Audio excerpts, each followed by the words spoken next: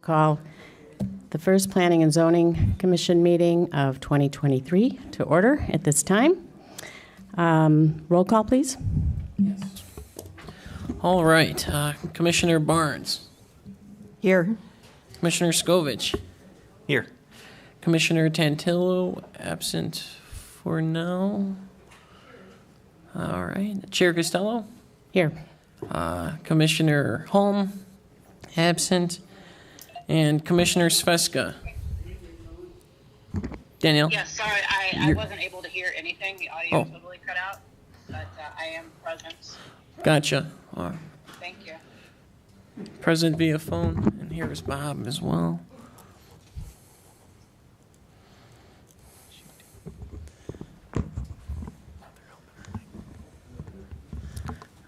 All right. All right, we have a quorum. Okay. If everybody would please stand and join me in the Pledge of Allegiance. I pledge allegiance to the flag of the United States of America and to the republic for which it stands, one nation, under God, indivisible, with liberty and justice for all. Sorry, Andy, are you there? I'm not able to hear anything. Anything online? Nothing. Just you. Just you talking.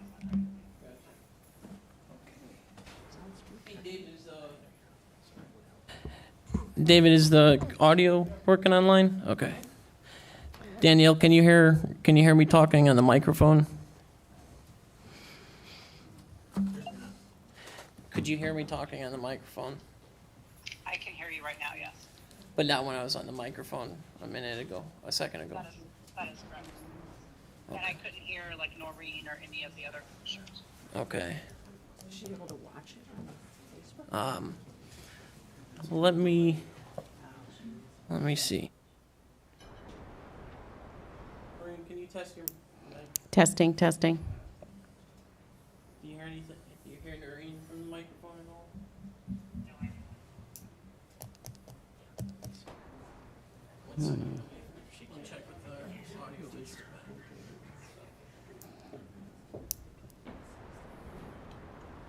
Back in the hold it, we'll get.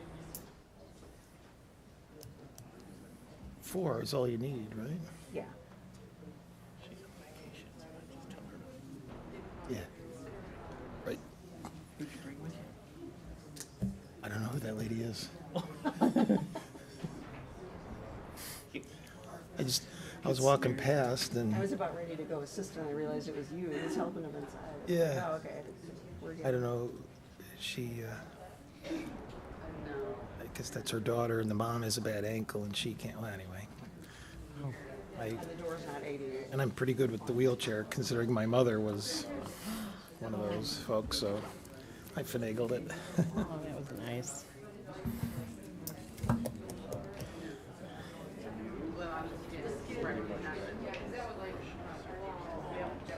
Did you see my questions?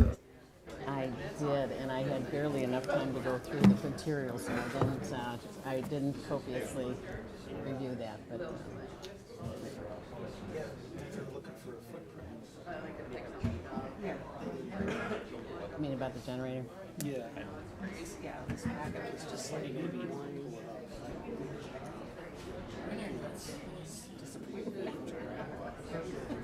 Hey Danielle, so with our internet, there's about a 30-second delay.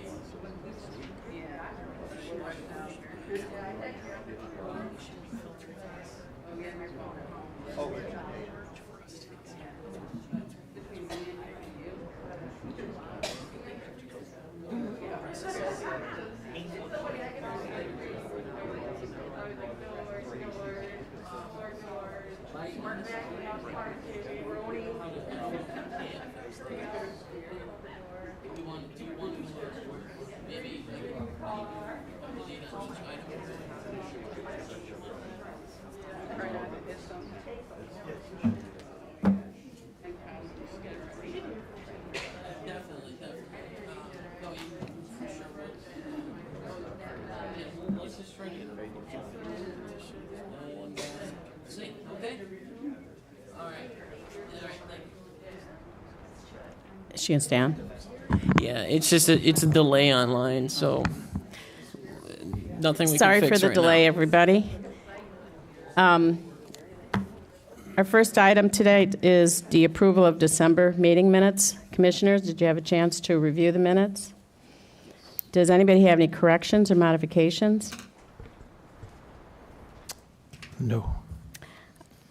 Hearing none, I'll entertain a, oh yeah. Sorry, I just wanted to note in sections 5, the public hearing about the generator, and 6 about the billboard, and 7 about Dunkin' Donuts. I just want to note that I feel like the discussion that was put in writing is a little bit incomplete. I think the commission had some comments and concerns that they voiced about each of those. I think most of them were addressed in the discussion about the generator. And for the billboard and the Dunkin' Donuts development, I think over the course of our discussion, we raised some concerns and issues that aren't really included here. Now, the fact that we're going to go back and look at both of those again this month and talk about it all over again, I suppose maybe it doesn't matter so much. Well, it should be in there to But- trigger our memories about what we want to discuss. Is there a recording? Like when you prepare the minutes, do you go back and listen to a recording? Yeah. Okay. Because I think in both of those, we raised some questions and concerns. And I'll amend that. I'll just say it's section 6 about the billboard and section 7 about the Dunkin' Donuts development proposal. And I don't see those comments included here. What would you like to add to the minutes? Well, then, about the Speaking from my own memory, I had raised some concerns about the traffic patterns in the Dunkin' Donuts development. I'd raised some concerns about the visibility of the billboard to people who live not directly across from the tollway, but people who live a little bit higher up the hill, who are going to see it in their line of sight because their homes are at a higher elevation than the homes that are closest as the crow flies to the billboard. So I think those concerns were voiced, and I think the petitioners heard them, but they weren't really included in the record here for posterity. So okay, so we'll others might have comments that they made that they felt weren't included, but So we'll add visual concerns for the billboard for uphill properties. yeah.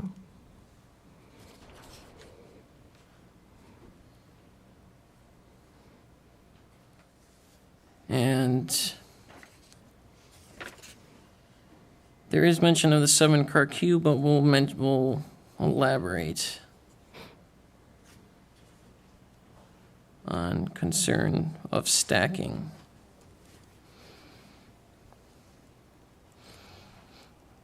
Those sound good? Yeah. Okay. Yeah, and we'll be talking more about it tonight, so that's fine. Thank you. Can anybody else think of anything that might have been omitted?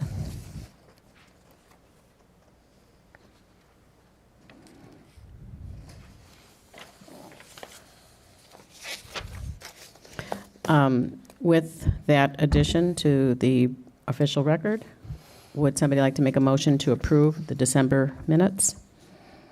I'll make a motion to approve. Bob makes the motion. Any second? And Greg seconds. All in favor signify by saying aye. Aye. Any opposed? Daniel, how do you vote on approving the minutes? Okay.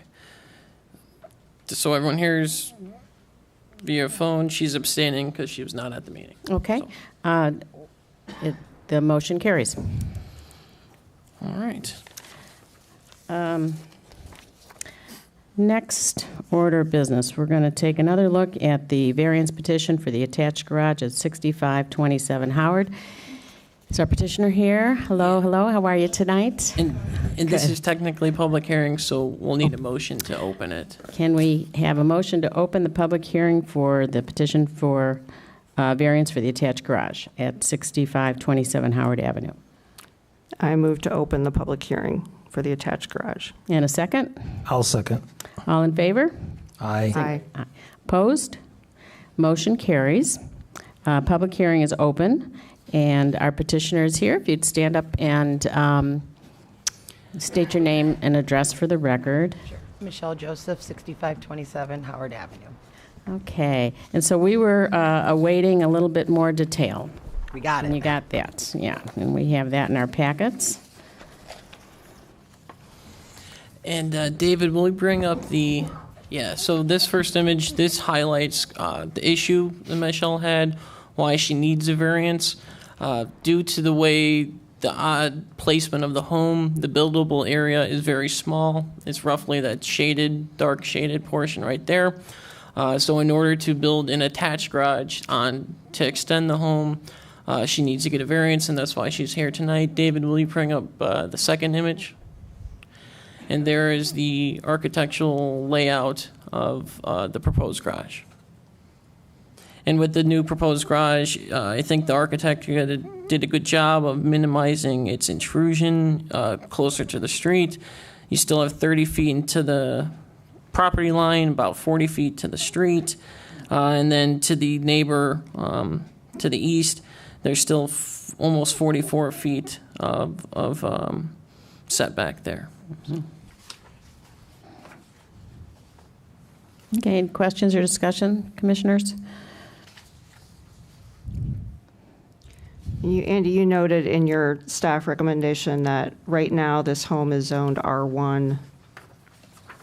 If it were zoned R2, it would have a required setback of 30 feet. Yes. And it would have a required side setback of only 10 feet. So this would actually be compliant if it was an R2 property. Because if it was, since it's currently R1, it's a little closer to the street than it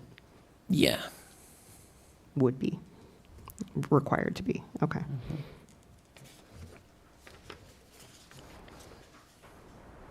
And Andy, we're only hearing the variance tonight. Staff will review the elevations and the building materials and make sure that it's... Oh, yeah, that'll be part of the building permit process. This is just a variance to allow the placement, to allow that to start. So. Well, thanks for Of course. taking the time, and appreciate you spending the resources. Of course. I now know what you want. Good. Danielle, do you have any questions? Yes, I do. Can you hear me? Yes. Okay.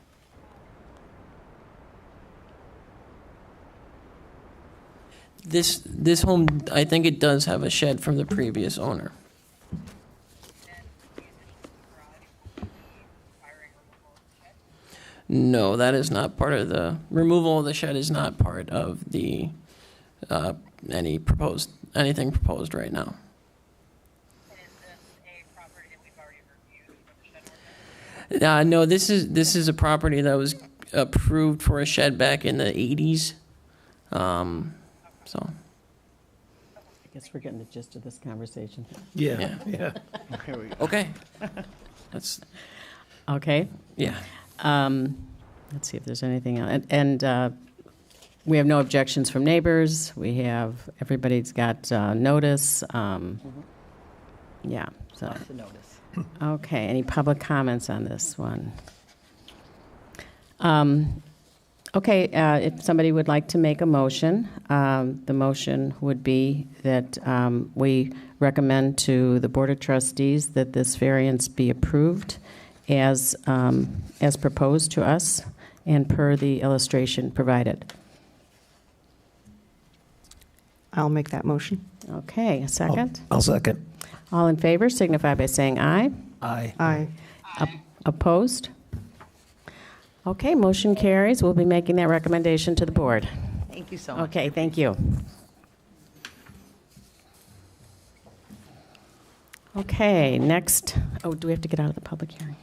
Yeah, technically, yeah. Motion to close it. Yeah. Can I have a motion to close the public hearing? I'll move to close the public hearing. And second? I'll second. All in favor? Aye. Aye. Any opposed? Okay, the motion carries to exit this public hearing. Now we're opening a new public. Yeah. And now I need a motion to open a new public hearing for the variance petition for the generator at 111 Acacia. Motion to open public hearing for generator at 111 Acacia Circle. Okay, second. I'll second. All in favor signify by saying aye. Aye. Opposed? Okay, motion carries to open the public hearing for the variance petition for the generator at 111 Acacia Circle. And do we have someone here for this? Okay. And I'll intro it. Okay, thank you. So since last time, we got more information for the commission to be able to look at, make a decision, make a recommendation. Soon after last month's hearing, I met with the petitioner, went and looked to get it all measured out and to have a definitive answer as to distance from the building, distance to the setback, etc. I asked the petitioner for a survey marking where the generator was, and you'll see in your packets there is a survey with an X on it. The red X marks where the generator is, and then we measured it out by hand as well out there. And so it's 21 feet to the building and 38 feet to the side property line. Now, the code, the general requirement on the code is that generators be placed within 5 feet of the building. In this case, that is not feasible due to the placement of utility lines as well as fire department access to water connections there. And so they had one location, but it was on a hill. So we talked about, can we move it slightly downhill to where it's at now? And so there's the survey. David, will you go one more image? And there's an aerial photo, kind of an outline. And then David, will you go one more? And that's a picture. It's kind of hard to see from a distance, but you have them in your packet as well. There's the flags. They're laying out, the square is laying out the footprint of the base upon which the generator will be placed. And then you can see in the back, even further, there's some flags kind of in the dirt. Those are flags that the utility companies put there to mark their lines. And then directly to the right of that dirt pile, it's kind of hard to see in this picture, but that is actually a drainage swale. So they're placing the generator to the left of that so as to not inhibit the swale. The one other thing I'll mention is, so they have $10,000 worth of proposed landscaping around it. And then there's that existing tree that you can see in the picture as well. And then as far as the sound goes, the sound is within the village's ordinance. Mm-hmm. And I know this was really the concern with any kind of petition like this is, what kind of sound is this going to make? Is this going to be a nuisance? And so did a little research. And yeah, here, thank you, David. So the generator produces 71 decibels at 20 feet, which is under our code.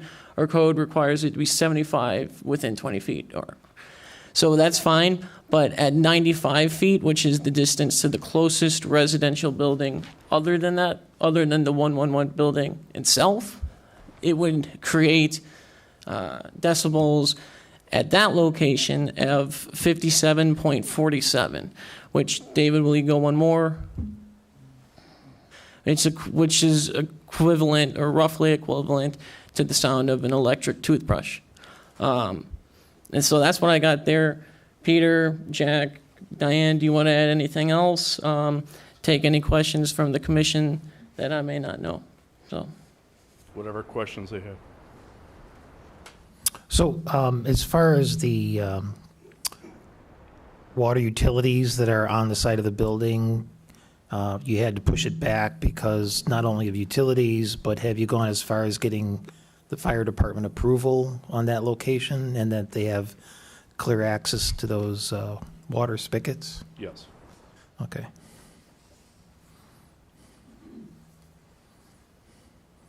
That's somewhere in writing, or how did you? If you want it in writing, we could get it. Yeah, okay. Yeah. That would be part of the building permit process? Yeah, it would have to You get guys go to approved. Pleasant View. Okay, Okay. good.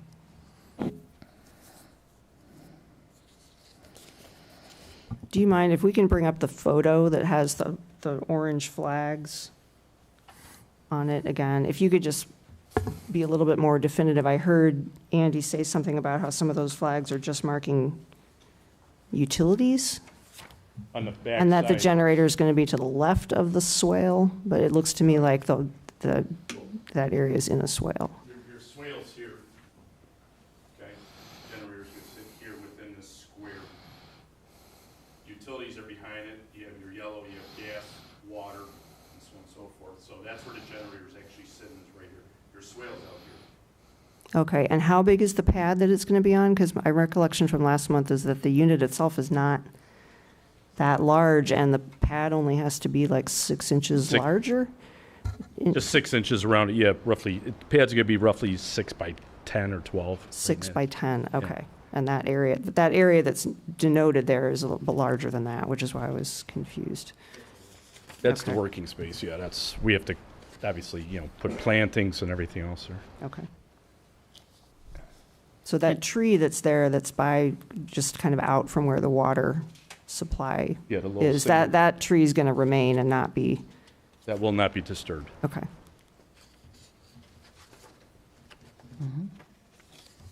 I think from our last meeting, we were hoping for an aerial view with some possibly dotted lines of the footprint. Is that I something? thought we did it with the X. If we go back one, Yeah, if I missed it, let me know, but right there. that's it. Well, It's outlined in blue.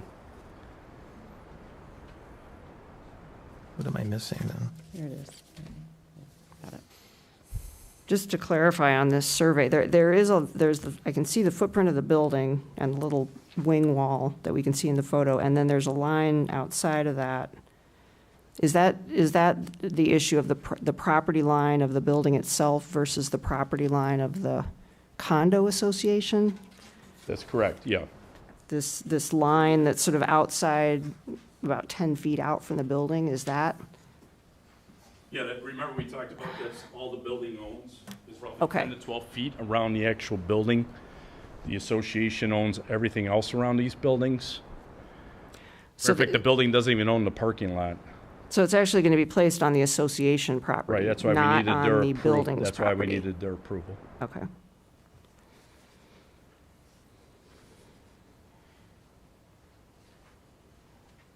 Other questions or comments? Remind me, what was the frequency and of testing of the unit? Well, we could set it up for anything. Typically, what they do is once a week on Tuesdays at 10 o'clock, the same as the tornado sirens. That's once a month. But we could set it up for every 2 weeks. We could set it up for once a month, How long is that duration? roughly about a half hour.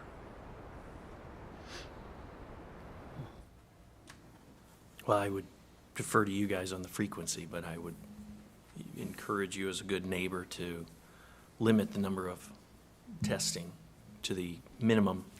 Yeah, whatever the will board wants. That will not disrupt any warranties. Yeah, presumably it's going to disturb the residents more than anybody else, residents of the building more than anybody Oh, else. so- exactly, So yes. it would be to, And you may not be the one to answer this, but I was just curious. I heard that the building approved the generator. Does anyone know if that was a unanimous vote or census of some type or majority vote?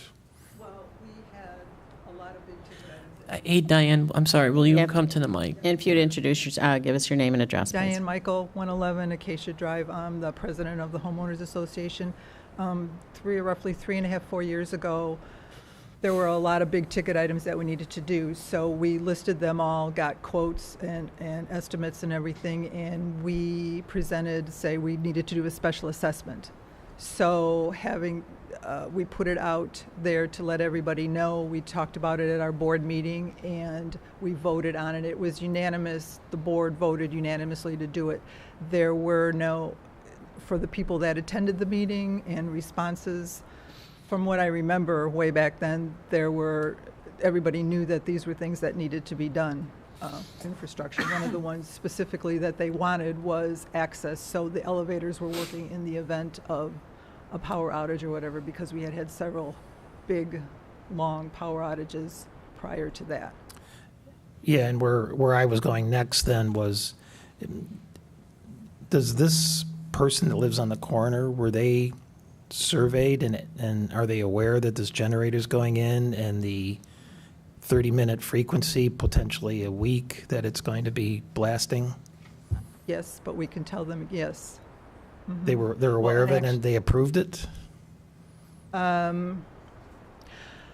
Well, the people that live there now, I don't know if they were residents at the time when the assessment was approved, because it was like almost 4 years ago. So it might have been different owners at the time. And this But I can tell you, excuse me, I didn't mean to interrupt. I can tell you that there is the family on the second floor, which is right above that, knows all about it, and he keeps asking me all the time, what's the status, when are we going to get it? And to that end too, I live on that side of the building. Granted, I live on the 7th floor, but I hear everything that goes on, so I will be hearing it as well. Yeah. In that stack. This may be out of our procedural swim lane. I was just curious to see if Yeah. the entire building was surveyed and a unanimous vote from there, rather than this particular individual that lives in this corner is going to get surprised by it. Something you may want to address. To remind, just to let them know, and hopefully when we do orientations with them and tell them that we're putting in the doing all this stuff too. So, at one point in time, everybody was aware of it. When you say specific survey sent to everybody, that something. was not done. Okay. But they were made aware of it through letters, and communication. And again, out of my functional swim lane, but from a real estate point of view, and maybe I point to an expert in the back, the property values would potentially be lowered because there's a generator. You come up and identify yourself. This is Jack Mancioni. He is our general contractor for this project. Hi, as Dan said, I'm Jack Mancioni. I'm with MI Construction. I'm the project manager. I'd be happy to take any direct questions, but at this point it seems like the terminology of the generator blasting and specifically, admittedly, out of your swim lane, I agree with you. I've had at least 12 open meetings with the community. I've had one-on-one sessions with that entire corner, each floor, each level, over the last 3.5 years. Okay, yeah. So, Yeah, I mean, that point of really is up to the clarification, association. to put it in perspective, the parking lot that's right there, when you're trying to compare the size and the squares, parking space is 9 feet by 15 feet. You can see it in the image right there. The generator is half of that size. When that parking lot is utilized, those spaces are parked there, you won't be able to see the actual generator. And we already clarified the blasting of the generator that we've well under the decibels. Yeah. So, Yeah. anything else I can talk about the layout, imagery, or sound? Any other questions for our contractor? Public comment?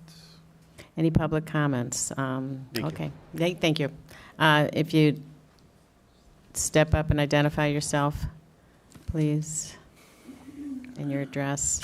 Hi, Karen Barthel, 24 Sauk Trail, Indian Ridge. First question that I had was at the last meeting, the commissioners asked for a continuance to receive more specific information. In your packet, the drawing shows the generator 21 feet from the building. Well, we just had that explanation why that is. Of course, by moving it 21 feet from the building, it moves it closer to Indian Ridge, so it's no longer 100 feet, it's 87 feet from our buildings. The flags in the yard were very confusing.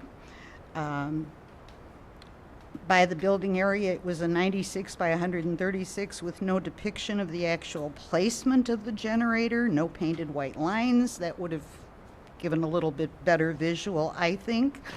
But I can tell you, I was here earlier today, and 136 inches is from podium to here. And this table is 48 inches wide, and the generator will be 52 inches high, You which is could my shoulder. talk into the mic, please. Yeah. Well, So- it's going to be depressed, is it not? It's Well, gonna be- yes, it's going down 6 inches, but it's 58, so Mm-hmm. that would make it 52, and that's my shoulder line. So that gives you an idea of how large the unit is, and that was one of the concerns of Indian Ridge. In your packet, you didn't get an actual picture of the generator? Did you get a picture, did you get the transmittal letter from the village architect dated 10/10/22 citing why the permit was not approved? Did you get a legible invoice from Acres Landscaping that they talked about the landscaping? The one that came through was very encrypted. And did you receive engineering plans in your packet? The building permit, the village handles that. Our issue is the variance. Okay. In summary, the placement, the size, the noise are of great concerns to the owners and neighbors at Indian Ridge. Indian Ridge asks that the commission consider, since this is the first generator of this size going into a planned unit development, they consider the concerns and what this is going to do for the rest of the life of our community installing such a large unit. We also ask the commission, after they consider that they deny these variances. Thank you very much. Thank you for your comments. Was there another? Yes. If you could give us your name and address. Yeah, my name is Sarah Hirsch, and I actually live in Building 31 in Algonquin Trail, so this is my backyard and my daily view out of my windows. I was out of town last month for work, but I watched it today to catch up on all the discussion. I think this is a great idea for the tenants. I'm not opposed to the project at all. I totally understand why it needs to work, but I'm confused, like, why it's at a further cost to me than on their planned property where they could put it by the pool house, which was their original spot, that does not have tenants. And if there are tenants bothered, it is the tenants that are benefiting from this generator. So to me, I already hear thrice weekly, 7 a.m. dumpster banging for about 30 minutes, 3 times a week. I get lights constantly coming out of the garage. I have exhaust and cars running and idling at both stop signs right there. So like I said, I don't understand why it can't be placed in the back of the property, like the variance, like the laws require. Sorry, I don't know if I'm using the right words. And at the last meeting, there was conversation that this is the only place it could be. I don't think this is the only place it could be. It might cost more money to put somewhere else. It might require negotiation to put somewhere else. But as this is a planned community, are other buildings going to want generators as well once they see this? And how are they going to deal with this as a community? To me, it should be up to the 111 Association and the master plan to figure out how they're going to update all 5 buildings you guys have that may run on generators. And then my additional, so 2 additional points is I appreciate the landscaping. I heard like 70%, but is there anything that can go over the top? Because I'm going to be staring straight at the top of a parking spot. The cars do not block it. I'm on the 2nd floor. I will stare right into it. If you look at those flags, it's not square with the building. It's this weird wonky diagonal that's going to look even funkier than if it were square or up. Now it's 20 feet away versus 5 feet away.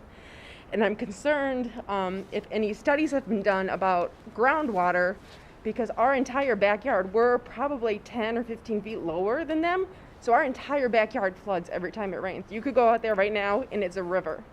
So pushing all that concrete that allows less, grass area to, soak up the water. So is my downstairs neighbor gonna have her patio flooded out? At least I'm on the 2nd floor. So those are my concerns. If I'm not mistaken, they tried to get it set. This has been going on quite a while, and the owner of the property, which you described near the pool, right, says no, right? Right. So they can't do that. They can't move it to where you right, suggest. But it's okay to put it on ours because they said yes to that one because they don't have to look at it. Well, it's because it's still their property. This property is mostly owned by right. the association. It's by the people who said no to buy the patio. They wanted it out of their eyesight and out of their sound sight. No, that's the master that said no. The association owns most of this land, No. correct? Am I It's all saying? outside. It's 100% outside, is what we just talked about earlier on the map, because you were talking about the 10 to 12 feet. Now that it's pushed 21 feet out, it's all the master property. Well, and if you want to clarify if I'm making any mistakes. No, it is, and it is frustrating. It's from my perspective. Yeah, I mean, it frankly, yeah, it is frustrating that the Master Association is saying, no, we don't want it here, put it over there.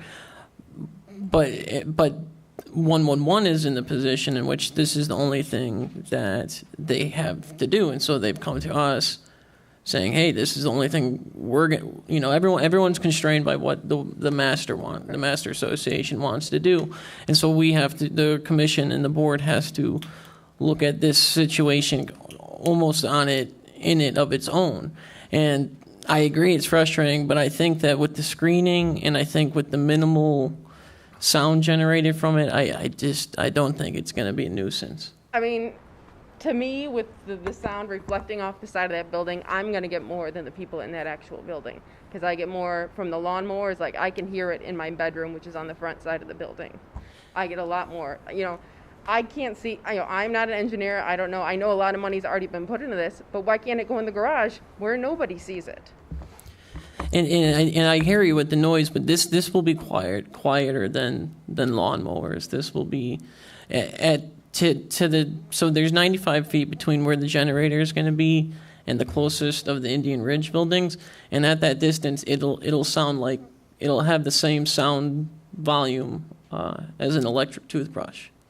So I hear that it's a concern, but I really don't think you're going to hear it. And I mean, to me, the arborvitaes are not enough to cover it up. 3 mature trees have already been pulled out for this project.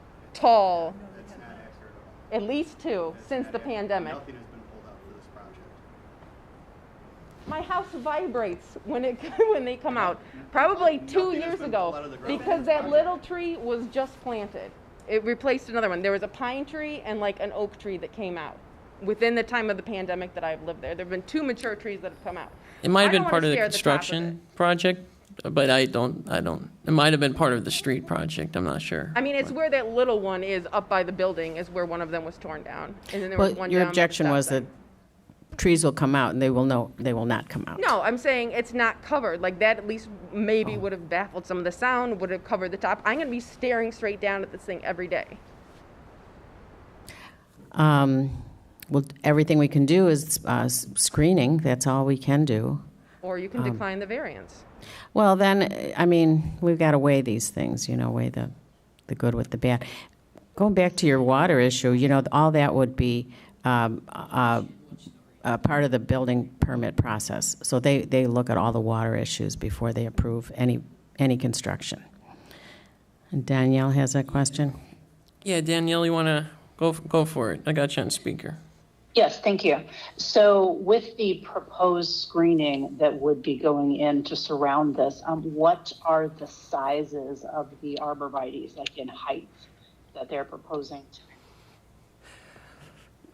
Jack, do you want to talk about the height of the proposed plantings? I'm still Jack Mancioni with MI Construction. Okay. So it's a 3-tier system, including a berm and an elevation, challenge into the side of the elevation. So essentially, I want to just skip back real quick and circle back to the height. The overall height of the unit is 45.1 inches. So that's less than 4 feet. The 6-inch slab itself is going to be recessed down 18 inches into the side of the berm.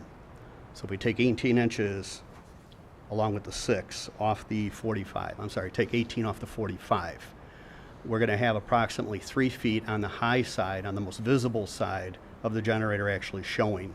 And that's due to an access panel over there for maintenance. The other side, the north side of the generator, is going to have a berm on it. It's going to continue the same existing berm.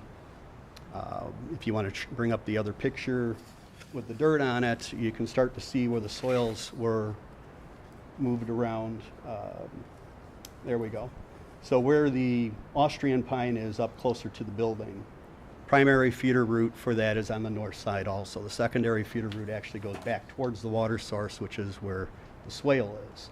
We're going to continue the berm around the Austrian and plant into that berm, as well as all four sides.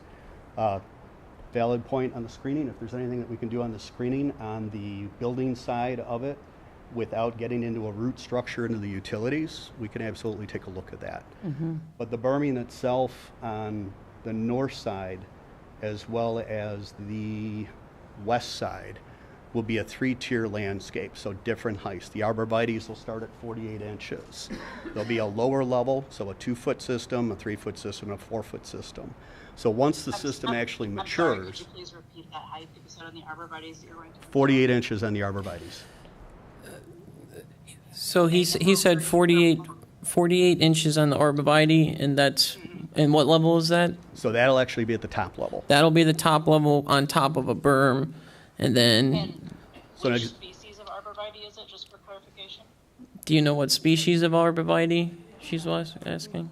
I don't off the top of my I don't head. It'll be a year-round green system. I mean, I understand all arborvitaes are year-round.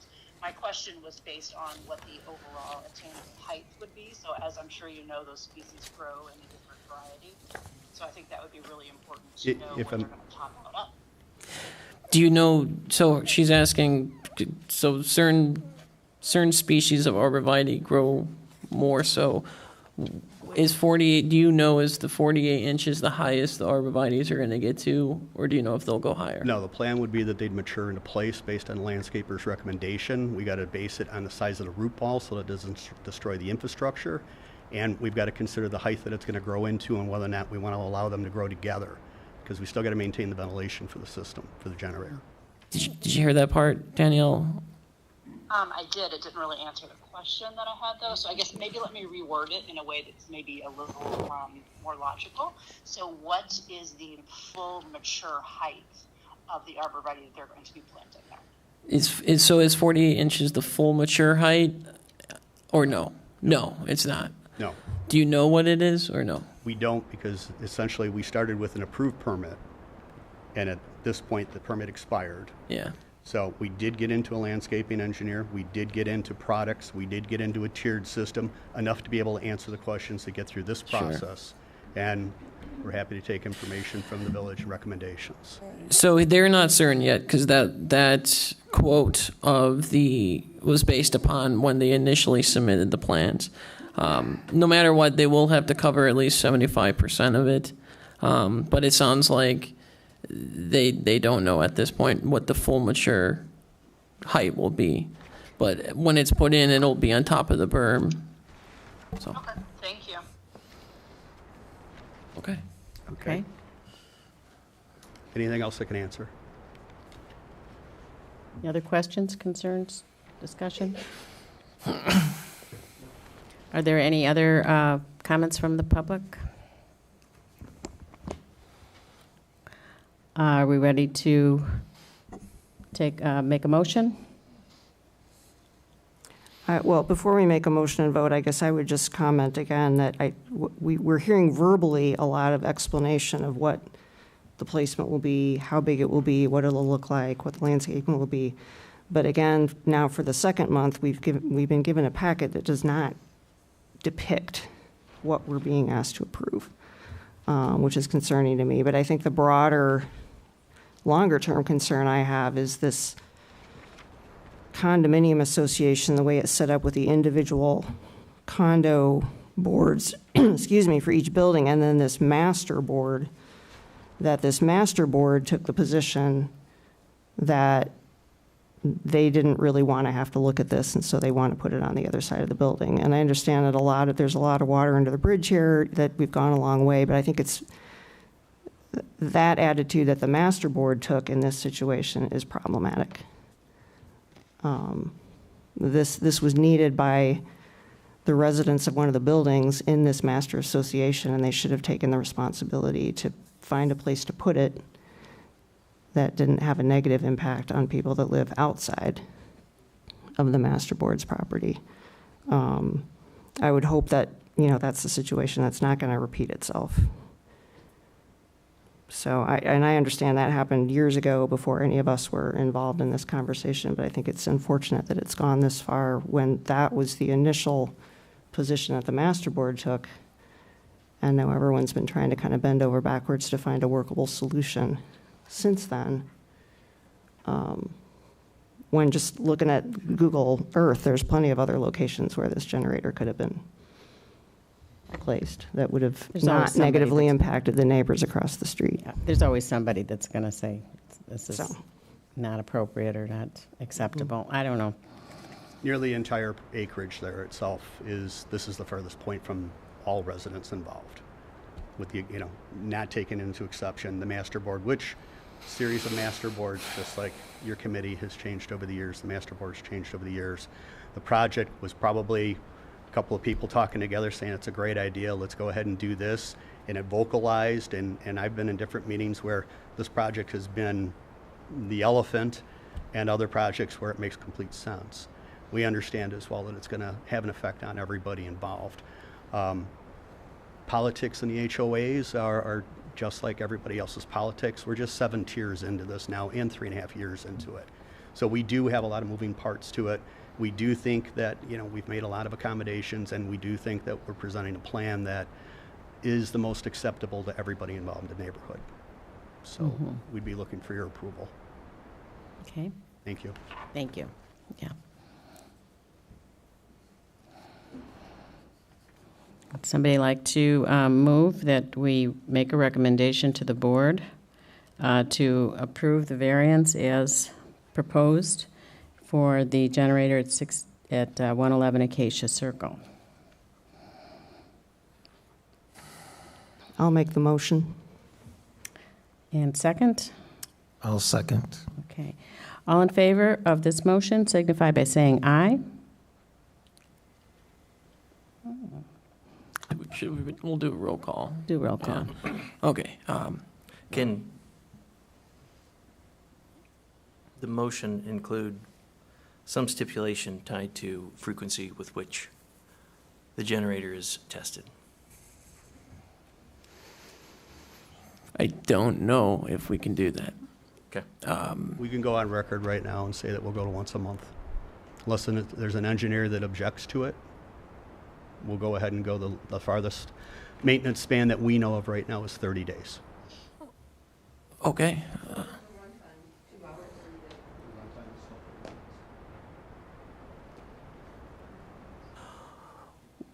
We'll leave that out. I think my recommendation would be leave that out of the motion for now. It's should be in the minutes, at least. It will, yeah, yes. That's fine. Commitment, yes. And then I don't know if I'm wrong or not on this one, but if the master board made a decision 3+ years ago, why wouldn't you revisit with the current master board and determine whether there are options available that the 3.5 year ago master board chose not to go with?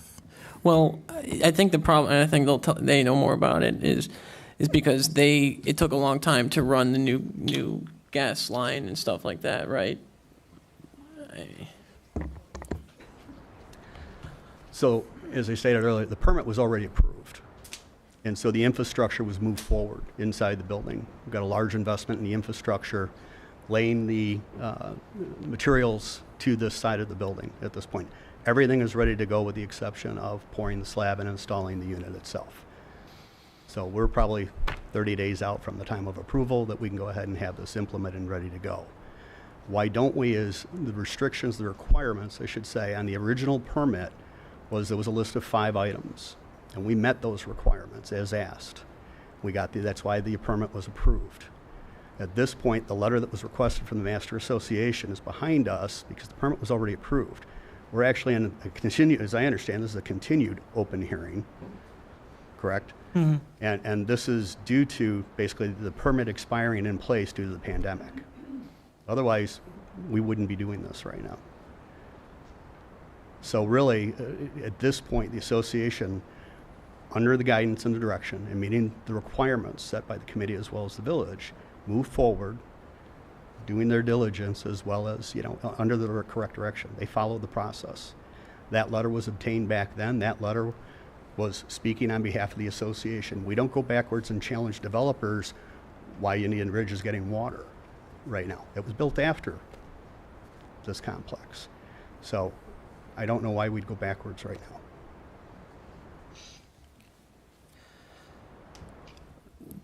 Why don't we make that motion again and get back into it? Okay. Yeah. I guess there's a motion on the table to. Motion on the table. Motion on the table to recommend to the board. Someone second it already? Yes. Okay, so then so we're good to vote. So, all right. Commissioner Barnes? No. Commissioner Scovich? Yes. Commissioner Tantillo? No. Commissioner or Chair Costello? Yes. 1 second. And Commissioner Sveska? No. No. Okay. Just to remind the petitioners, it's our recommendation to the board, but the board makes the final decision on this. Okay, so what we'll do is we will give this to the board, and the board will consider this next Thursday at their board meeting. So. Okay. Thank you for your time. I'd like to entertain a motion to exit the public hearing. Motion to exit the public hearing. And second? Second. I'll second that. Okay, and all in favor? Say Aye. aye. Aye. Aye. Okay, now we need a motion to open a public hearing for the variance petition for a generator at 6506 Cherokee Drive. Motion to open public hearing for a petition for a generator at 6506 Cherokee Drive. And second? I'll second. And all in favor? Aye. Aye. Okay, that motion carries. Public hearing is open. This is a variance for, or maybe I should let you give the summary, Andy. You Sure. should probably do it more efficiently. Sure. So this is a variance for a generator installation at 6506 Cherokee Drive. This is a single-family home. There is some backstory with this one, and the homeowners here too can give their side of the story, I guess you could say. But so when the contractor for the Dills came to submit the paperwork for their building permit, we informed them, or the plan review was done, and they were informed that unfortunately the generator could not be placed where they wanted to place it, which is on the side yard next to an air conditioning unit. The reason for this is because, as we've discussed, generators are, according to the code, have to be placed in the rear yard. And so as some time had gone by, and so eventually code enforcement found that they had actually put in the generator anyways without village approval. And so they were sent to adjudication and fined there. But they did submit the paperwork to go through this variance process. And it is a tricky one because I definitely understand the need, or their need for a generator, and I know she can elaborate on that more. I know her husband has some health issues, things like that. And then also, I think under normal circumstances, we would recommend approval because there's already an air conditioning unit there. It would be heavily screened, and this location actually puts it further away from any other residential properties than any other location on the property would be.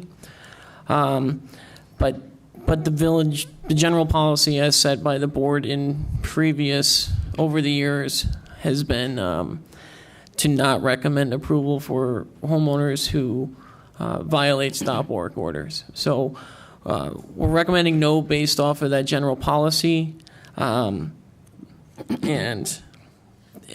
ultimately it will be the board's decision whether or not to make an exception. So, Are the petitioners here?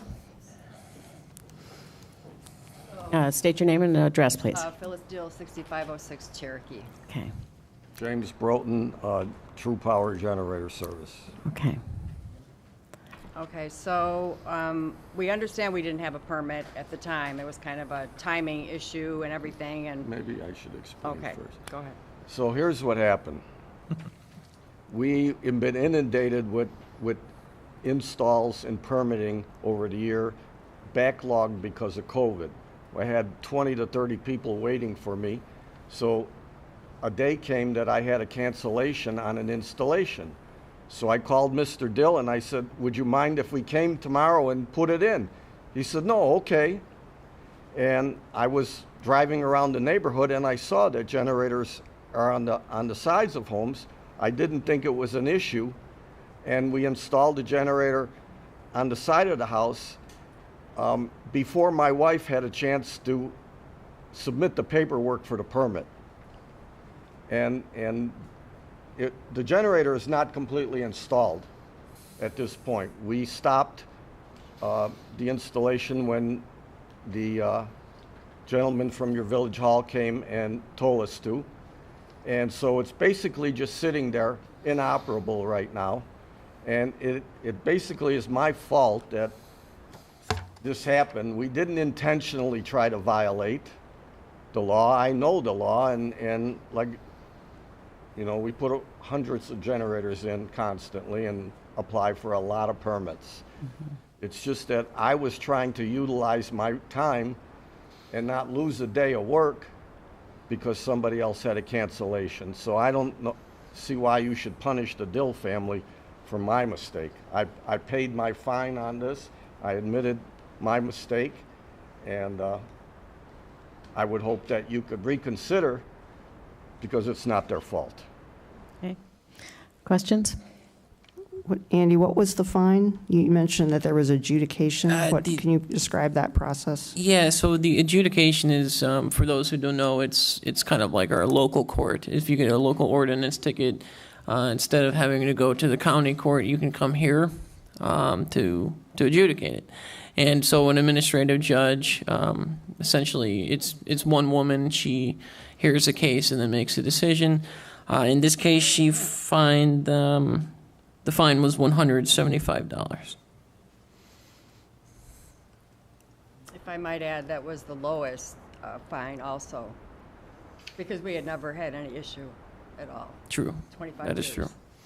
Andy, how many, I don't see this come up to our board very often on the generator, so I guess this is something that's going to happen more This frequently. is something I think that's going to happen a lot more frequently, especially after pandemic, a lot more people at home, a lot more people setting up offices at homes, etc. And so I did some research, especially after last month's hearing and then in preparation of this month's hearing.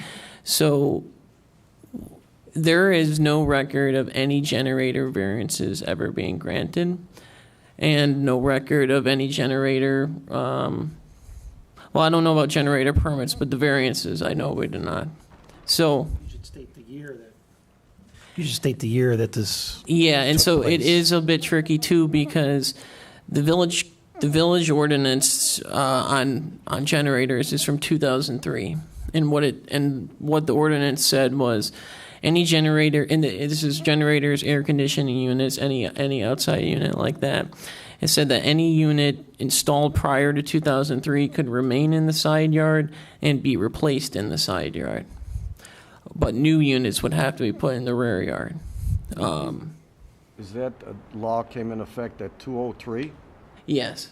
Okay, so all these generators you see in these pictures are less than 10 years old.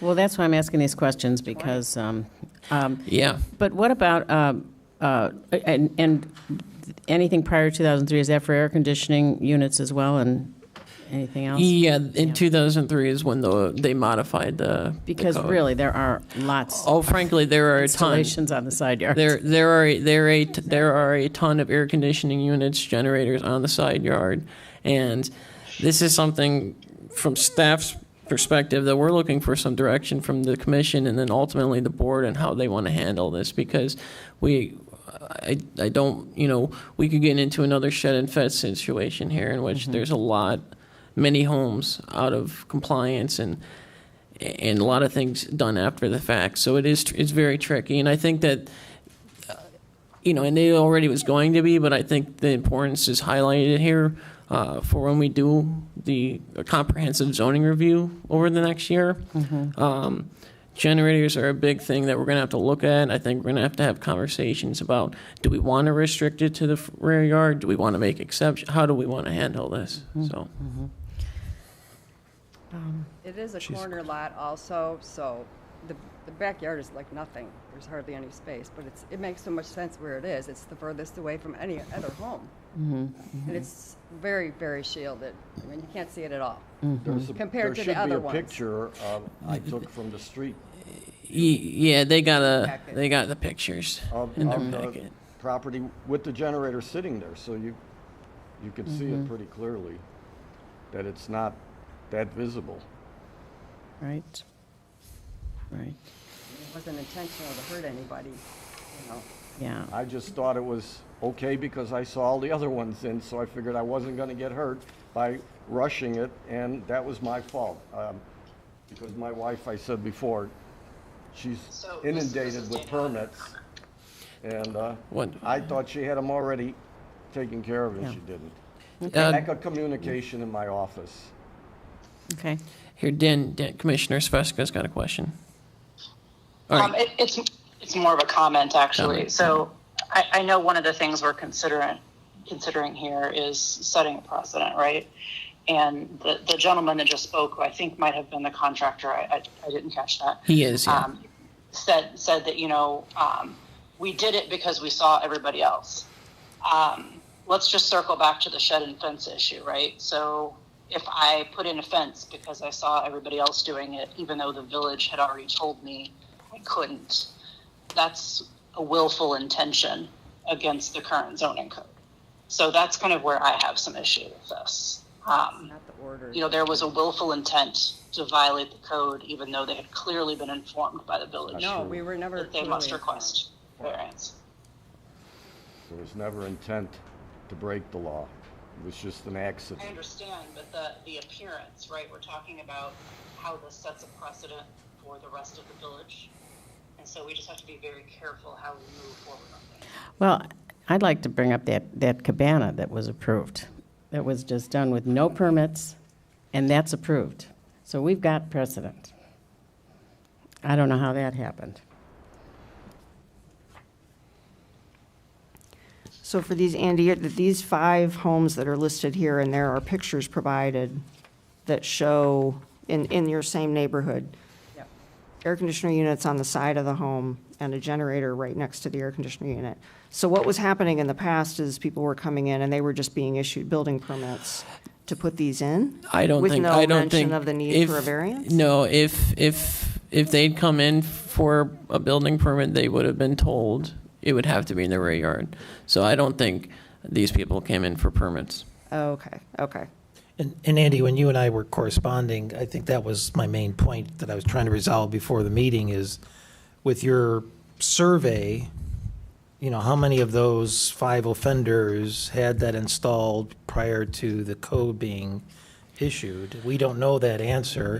No. And then there's a more holistic issue involved, is that the entire village would have to be surveyed to figure out who was offending prior to 2000. It would be. 2003. It's something that would be very difficult to enforce.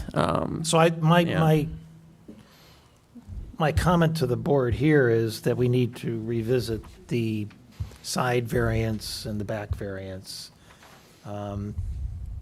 because I think these folks are going to need some help here. I agree with you. I think that arguably it's less offensive on the side yard for lots of families. I mean, you look in the backyard, I see my backyard, my neighbor's backyard. I don't see the side yard at all. The people on either side of me, I don't see their side yard, but I see the backyards. And we do more in the backyard these days. We've got patios and, so I mean, this is just a general conversation because we have to be consistent with our code as much as possible, and yet we're evolving. Right, and sad enough, from your standpoint, we understand why you did what you did. It's just the appearance of it looks like you circumvented the system. Well, life is full of lessons, right? And I just learned another lesson, not to be in such a hurry of my wife's paperwork. Well, let's not blame your wife on I'm this. sorry for that, but She's not here to defend herself. Yeah. I'm just trying to keep everybody happy and get these generators in as quick as we can because we were so far behind. Yeah. That part we understand. And we yeah. thought we went through the proper steps. I mean, we were informed, apply for the variance, pay for the variance, we paid the fine, and then here we still are. Yeah. Okay. When it clearly should be on the side, and everybody agrees with that.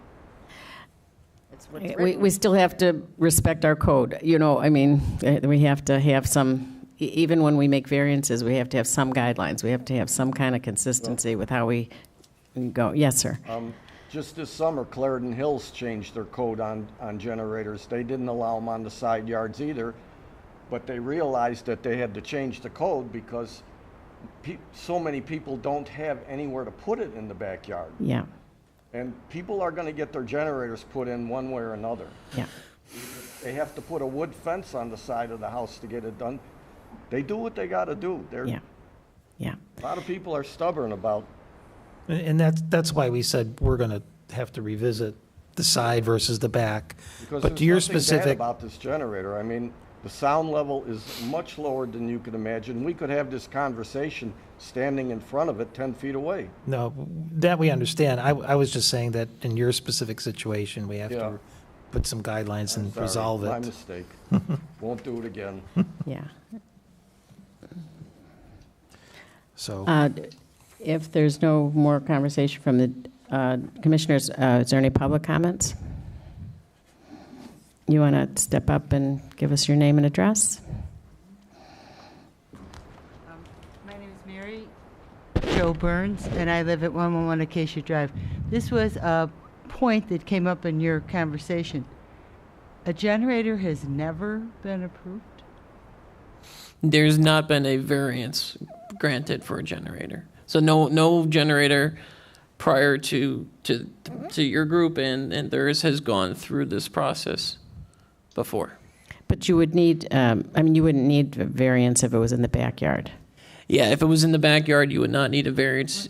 But my question, I understood that, but your ordinance changed at some point. Yeah. 2003. To put them in the backyard, but now, so since then, you've never approved one, even meeting the guidelines that you've set up. If it's been in the backyard, those have been approved. They don't need a variance, they just get a regular building permit. But no generator in the side yard has ever been approved. So unlikely that these people, although they seem to have presented a very reasonable case, because you just don't do that? I don't think it's. I think it just hasn't come up before. We haven't been petitioned to discuss it even. Well, in the 3 instances that I've sat here and heard, so it's still never, right? This is the first petition. Yeah. Well, the lady, who had the garage one, that variance was approved, but. Oh, that's not a generator. For generators, though. Okay. Yeah, as far as generators go, these are the first 2 generators since I've been here, and according to the village records, they're the only generator petitions that we've ever received. Okay. Variant, yeah. There's been some generators installed as regular building permits, but since they're in the rear yard, they didn't have to go through this process. Okay. And in the case of a distinction between a rear yard and a side yard, is that something you're working on? I mean, just because we've seen, from different cases here where they would rear, just asking. No, it's a good question. So one of the big project that this commission has over the next 6 months to a year is to do a comprehensive review of our zoning code, everything. So everything's going to be looked at, everything's going to be discussed, and generators and side yard versus rear yard, that is certainly will be part of that discussion. Certainly a concern of the board, obviously. Absolutely, yeah. Thank you. Thank you. Any other public comments? Did you have more, Mrs. Dell? Well, I just wanted to ask if you guys would reconsider the recommendation. Okay, thank you. Yeah. Further discussion here? Do we have the list of questions that we review when considering a variance? Hardship, Yeah, our findings of fact. We used to always have them. So the biggest one is uniqueness, you could say, but again, it's very open. I mean, in the typical stuff this is not going to harm the public interest, harm neighbors, things like that.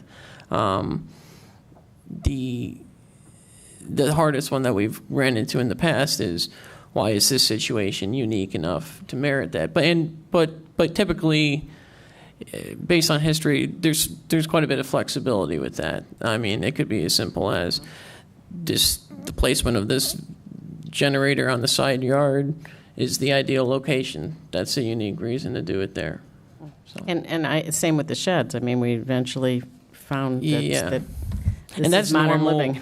And that's normal practice for planning and zoning commissions. Yeah. So. Yeah. But we should have that finding of fact handy for meetings. I will include it. Thank you. Yeah. Yeah, that's a good thought. How did the village know, or is it just a drive-by and we happened to see a truck out and we peeled in and did some investigation? Well, it's typical practice sometimes when when there's no action on a building permit, code enforcement will be like, hey, somebody doing work that they shouldn't be, and they'll go to the property. So this was a happenstance. This wasn't a neighbor complaining about. No. Okay. And I know they included, they didn't need to, but they did include letters of support from their neighbors. So. And just to remind you, we always state the motion in an affirmative, so I'm not making any judgment calls at the moment, but shall we make a motion to approve the petition for the variance as requested for the generator at 6506?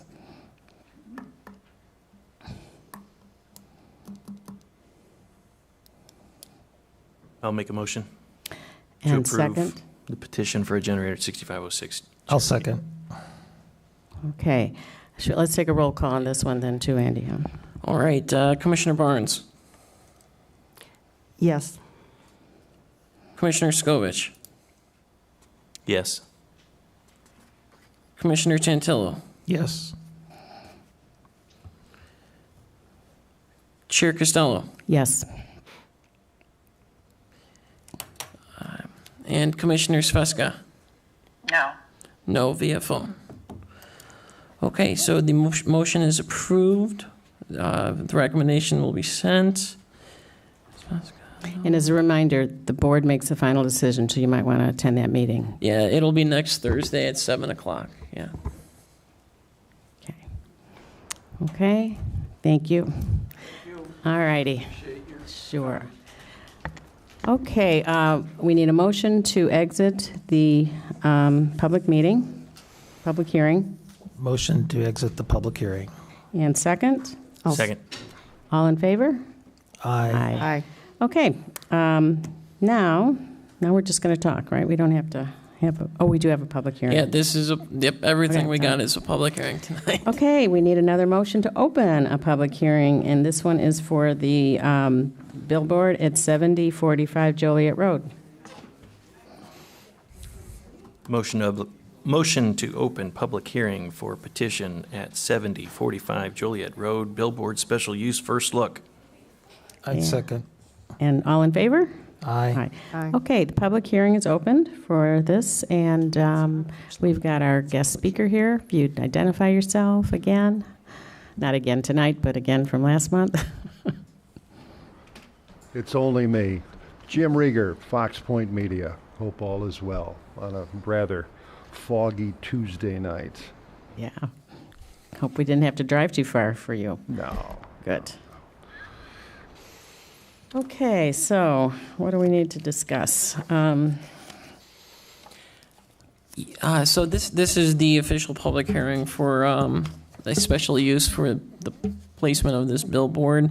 The placement of the billboard would be at 7045 Joliet Road. This is the Roofers Union training building. And yeah, oh, perfect. The presentation's up for him to go through. And I'll leave it to Jim to go through again. I'll just leave it. So where we left off last meeting was for staff to provide some details on the financial impact to the village, and to get a bit more information about how visible this might be.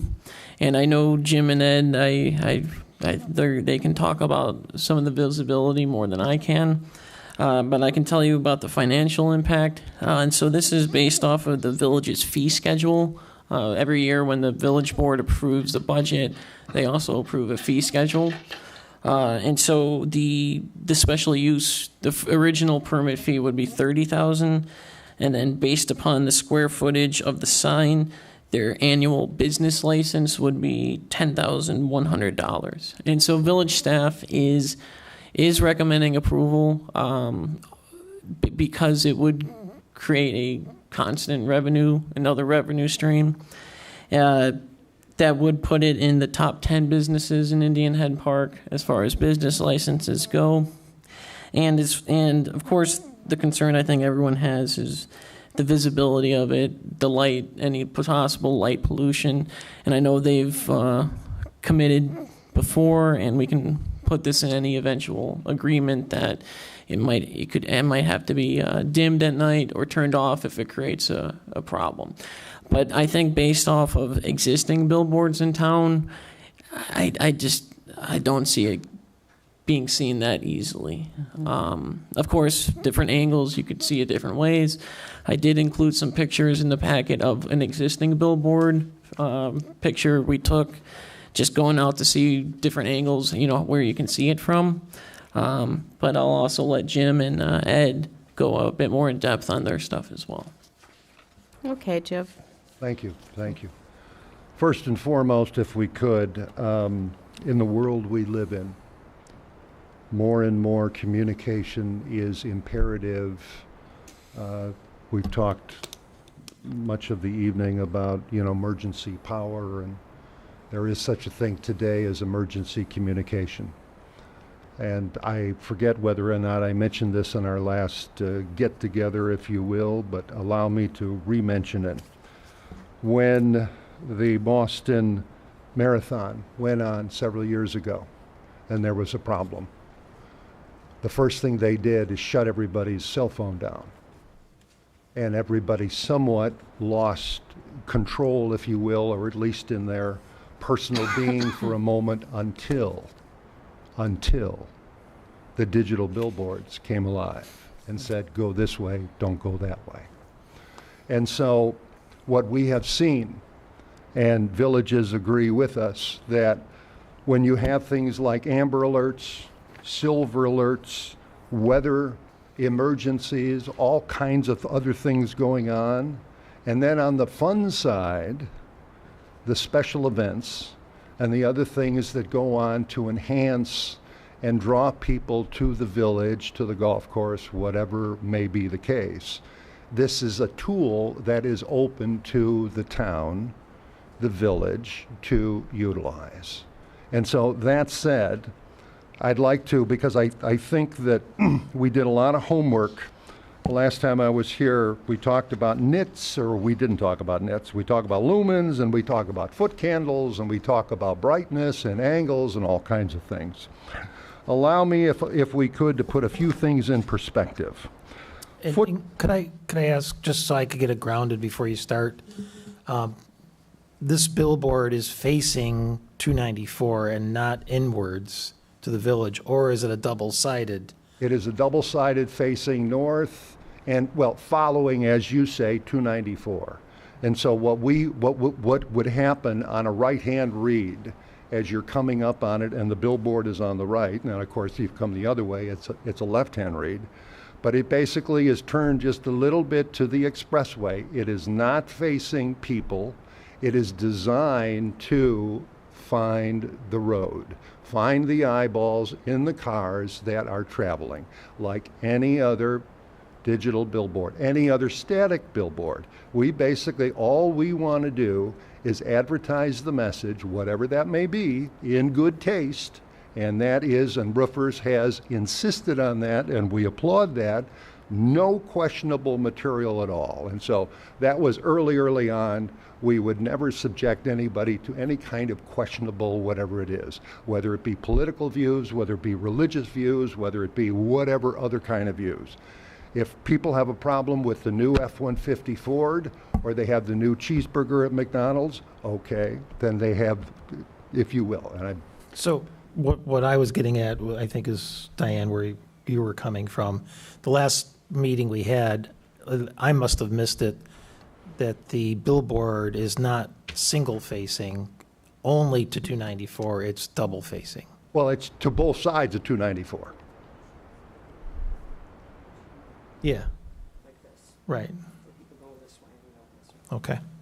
So as you were going past, as you're coming past me, you're a left-hand read. But the people behind me, well, coming at me from the back, this would be a right-hand read. Yeah. But it is facing only the expressway and designed to do that. Now, the boards we use have a 100-step adjustment. The rule is, in the industry, is nothing more than 0.3 foot candles over existing ambient light. That's the rule, and that's where the board finds its way. Now, can it be dimmed? Yes. Can it be turned off? Yes.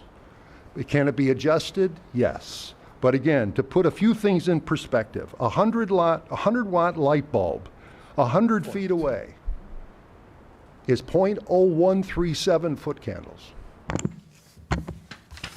100 foot away, a billboard is 0.29 foot candles. At 500 feet, which happens pretty quick at 60 miles an hour, you start and then here we go, it's 0.01. At 500 feet, you can hardly see it, or even with 20/20 and a regular, normal, if you will, night evening.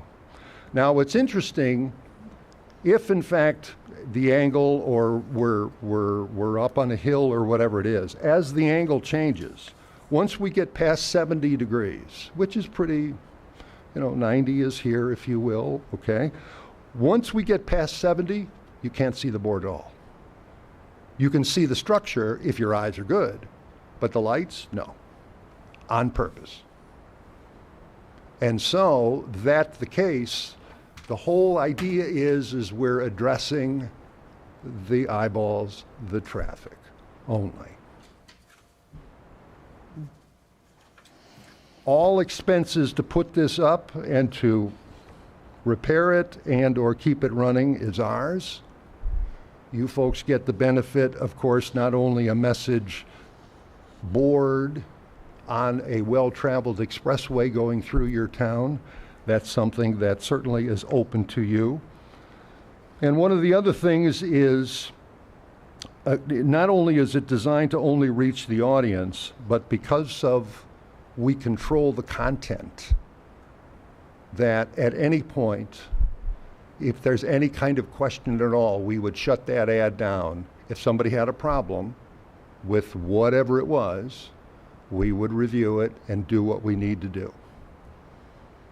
We're here to, in many ways, we want to help the community, and we do. And we have many, many friends throughout the country. I just come back from the desert in Palm Springs, which is an interesting place. It's been a long time since I've been there. And I must tell you, with what they go through out there, digital billboards are becoming commonplace because they need information now. So I have a question. You'll have a contract with the property owners, of course. We have a signed lease with the property owners. And then is there any clause in there that says that Village has input as far as content, or can? No, but we could certainly add That's a hand something check? to that, yes. Okay. In the lease, it says, and they agree, that first off, we're not going to have any competition to them.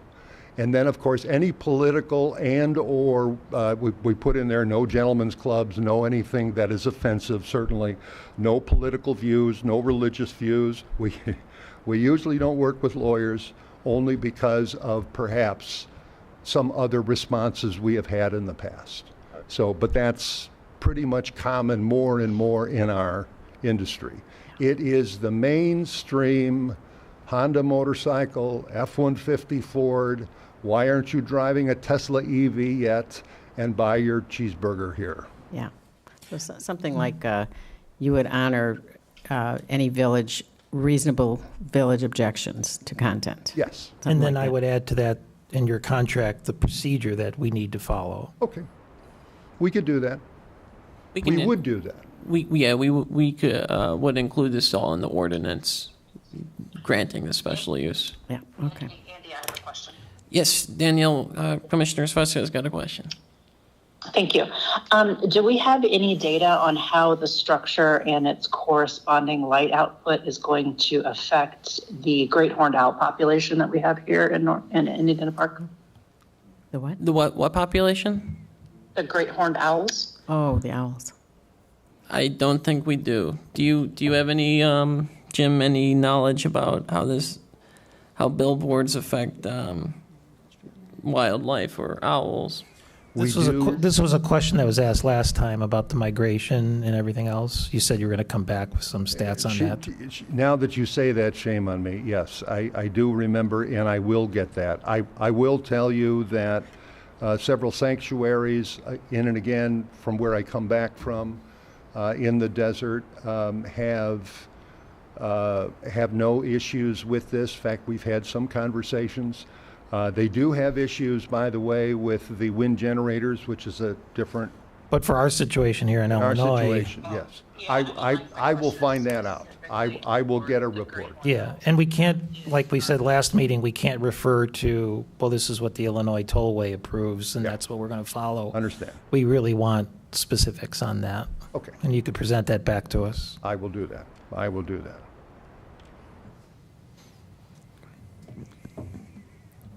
The agreement right now states that the sign will be off from midnight to 6 a.m., but if there were issues, raised by a resident who can see it out their bedroom window for some reason, that. So my understanding is revisited? the default is not to be off at night, but it can be.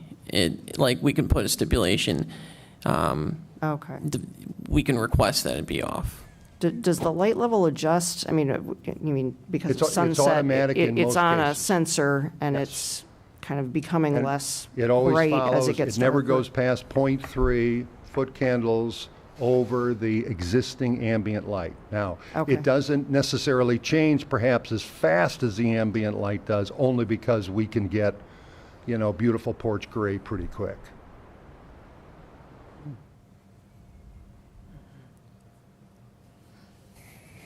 Hey, Andy, I have another question.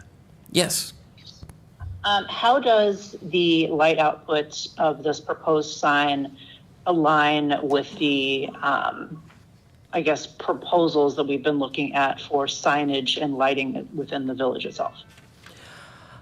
So we don't have the. Do you have the actual specs yet of what the light lumens would be? Do you know? Okay. My guess is I don't think it matches the commercial signage, but since this is billboard, it's different than the business signage. It's on the buildings of businesses.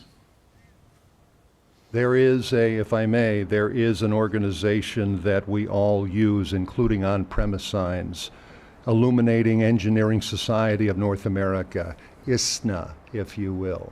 And they, in fact, make recommendations, not only for safety, but such things as what it does to the optic nerve and several other things. So I think, in addition to the information about the wildlife and the birds, I think specific lumen output or foot candle is foot, what foot, the yeah, it industry can all, uses. yeah, it can Yes. be converted. So yeah, some specifics on that would be good Yes, too. we have a chart that goes from 100 feet to 500 feet. And it, Oh, okay. And it goes anywhere from 0.29 foot candles to 0.01 candles. And that changes because we also, if you will, we have the angle, the viewing angle. And any much more, which is why there are several TVs in a restaurant or a bar or whatever, because the angle is not quite right. Yeah. And so as you move more and more from the angle, you won't see much of it at all. On purpose.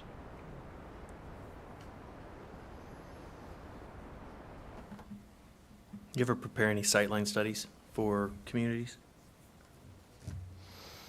We have not done, the manufacturers of the signs do that more than we do, but Would they have the ability to prepare one for this installation? I could certainly ask them. I guess one of my questions would be, the existing sign you have is pretty bright. But it's farther away from the residences. It's only 700 feet from where we're going. So that's 1,100 feet. If the nearest residence is 400 feet here, Yeah, it's a big deal. okay. But there's two residences, though. There's one here, and I think there's one there. Unless maybe it's more of a business or whatever, but it appears, and it seems that it's zoned residential up here. I mean, excuse me. What I'm trying to get at I is understand. you could put this to bed if you had a sightline study and you showed elevation of the sign plus the screening that the tollway is putting in. Mm-hmm. That the screening that the tollway is putting in could make this a non-issue because you can see in one of your photos, Andy, all you see is the top of the sign because of the screening. So if we have something similar to this in this guy's backyard, boy, it seems like a no-brainer to me. Yeah, and my point on that issue, and if the sightline study could be done that looks at the topography, that would be helpful, because the folks that live on Osceola Trail, I'm not worried that they're not going to see it, because they're down below the sound wall. I'm thinking about the folks, that live on Tecumseh, looking out their back windows, the second story of their back windows. I suspect they'll be able to see it, because they're going to be level with it. Yeah, because the grade goes up pretty consistently in that neighborhood. So that's what I'm curious about. The fact that it's oriented in such a way that I think it's probably mostly pointing northwest and southeast probably mitigates that concern somewhat, because you're talking about how you can't really see it as distinctly at an angle. Mm-hmm. But I think it would be good to better understand that issue. And then I was just looking at Google to try to confirm, when you're driving north on 294 and you see this sign, the next available opportunity to exit off of 294, I think, is at Ogden, right? Correct. And if you're traveling south on 294, that's what I was trying to verify. You're traveling south on 294 and you drive past this sign, your first opportunity to exit would be to get off at 75th Street so that you could circle back around and get on Willow Springs and go north. So I think I'd made the point last month that I don't think there's much purpose for this sign for community messaging related specifically to Indian Head Park. I mean, I understand you did the graphics, for this presentation that say, welcome to Indian Head Park. But in reality, people can drive by and look at the billboard. They're not going to have any idea that billboard is sitting in Indian Head Park. And from my perspective, that's an advantage. I think we can take advantage of getting some of the revenue without anyone knowing that that we have a digital billboard in our community. But yeah, the community messaging aspect of it, I don't think there's really going to be any purpose for that, because no one would see that sign and then be able to actually Unless there's find some their kind way of to Indian emergency, Head like Park. don't exit here or something, you know. Well, emergency messaging for public, for public safety purposes would be a different thing. But sort of we're glad you're here in Indian Head Park, it wouldn't serve any purpose, because you'd be in Western Springs before you could get off the road anyway. So I'm not sure that's a particularly important issue to, my advice would be that we not have sign content that is indicating the sign is in Indian Head Park, but that's just a personal. What's involved with the site study? Is that a long process, or? For either one of these, I don't think it's a long process. Believe me, we will look at it tomorrow morning. Maybe we can vote and make a recommendation for the board to request it. Request the sightline verification of who in the village might actually be able to see it where it's being proposed. It was noticed about this meeting, of course. Oh, yeah. Who got notice? So typically it's everyone within 250 feet, but in this case, since there's no residential properties 250 feet, we sent some to I think we doubled it to 500 feet. So we got some people in Osceola and then some people at the Wolf Road apartments, which is important to remember too. And then the businesses and the properties within 250 feet. So. Yeah. Okay. Any public comments?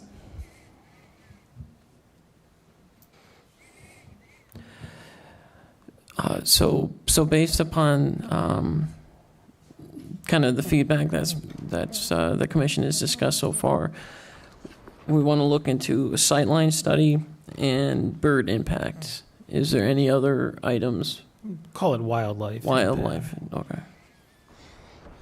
Through some certified resources and associations that could speak to that. Okay. Andy, would it be appropriate to take a vote and just recommend to the board that they look at those items? You honestly, you can handle it either way. You could recommend that the board do it, or you can continue it, and either way, I think. Are we works. under any time constraints here? No, I don't think so. Mm-hmm. No. And how do you feel about that?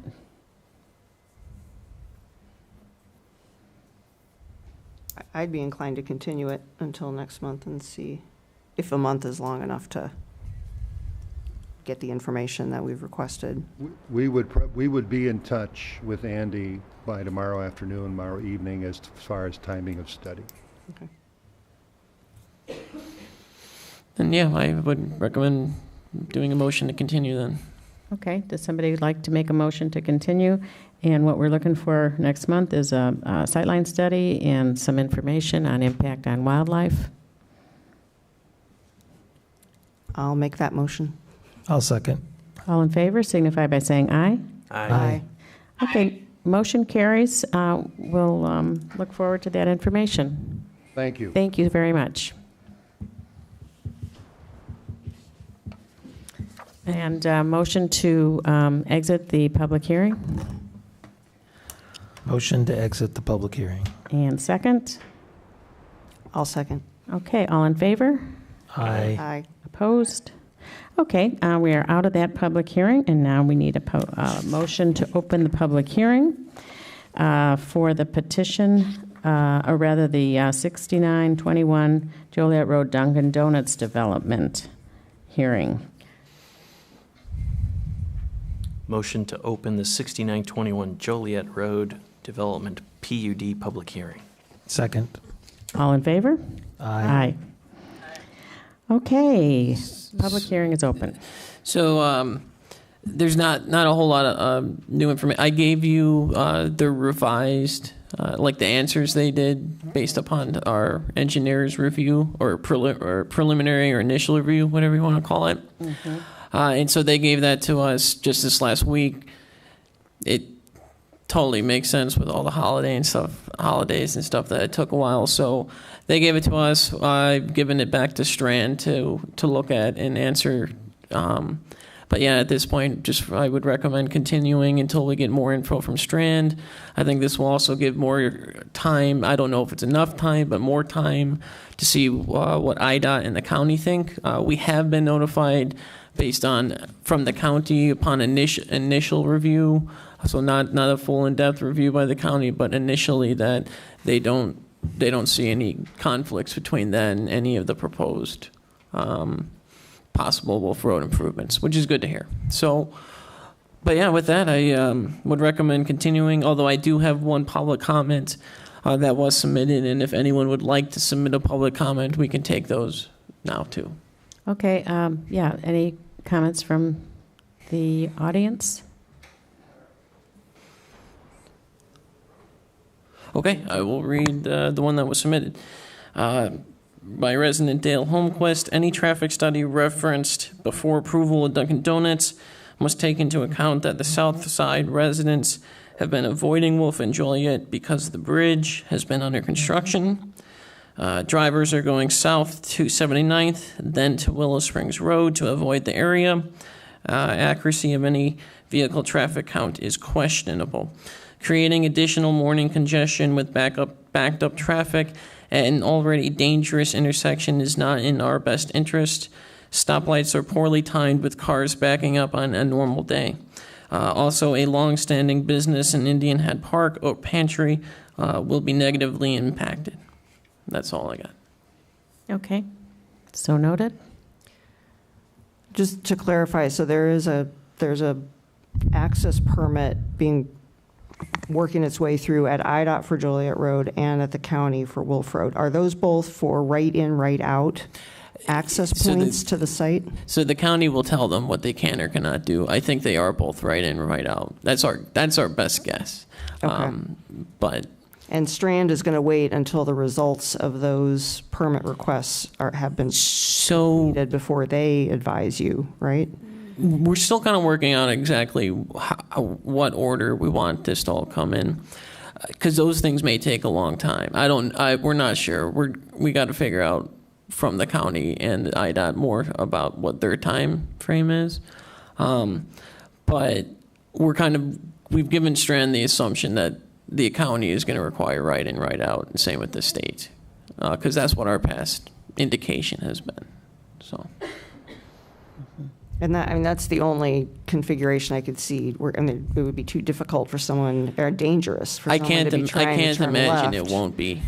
But that does raise the issue that I think that was one of the comments that had been made last month and didn't make it into the minutes, is that what that really ends up doing is resulting in the only real exit from the site after you make your purchase at Dunkin' Donuts is to go south on Wolf Road, which is probably not what a lot of the potential patrons are wanting to do. And I don't know what kind of issue that's going to create with regard to people trying to find another way around. Well, you could go out Joliet Road. Well, right? if it's not backed up at all, you could circle back around and exit out the Joliet Road. But that's not going to be perceived as the convenient way to exit. I suspect what's going to happen is the convenient way to exit is going to be to go right and then turn and cut through the shopping center parking lot to get back to Joliet. That's what people are going to do, which is only going to make things more problematic for Oak Pantry. Not only is some of their business going away, but people are going to be cutting through their parking lot to get back to Joliet Road, which I don't know the extent to which the traffic analysis is going to be looking at, the issues created by a right in, right out. Of course, the entry to 294 South is right there, so that might be, there might be a lot of traffic. They can go down and get onto 294 if that's where they're headed, I guess. Yeah, they could do that, but yeah, there was an indication in the Strand comments about waiting for the outcome of the permit, the curb cut permits, and then revisiting the issue of the cross easement from the shopping center. And we've talked about that before, which is that for this site to be developed in compliance with the PUD, there should be a cross easement from the shopping center site, and there should be no curb cuts at all. That site would be should be ideal, developed yes. in safe, coordination with the ingress and egress to the main parking lot, because that would be much more manageable for everybody. But that requires more That requires planning and buy-in. negotiation, but it Yeah. would be an outcome that would be much more in keeping with the intent of the PUD.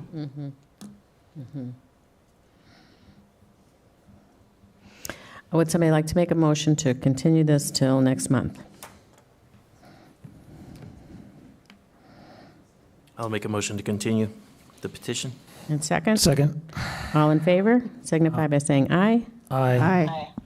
And opposed? Okay, motion carries to continue this hearing till next month, and a motion to exit the public hearing. Motion to exit public hearing. And second. I'll second. All in favor? Aye. Okay, motion carries to exit the public hearing. And are there any public comments? Okay, hearing none, we'd like a motion to adjourn. Motion to adjourn. And second? Second. Okay, all in favor? Aye. Okay, thank you, everybody. Good job tonight.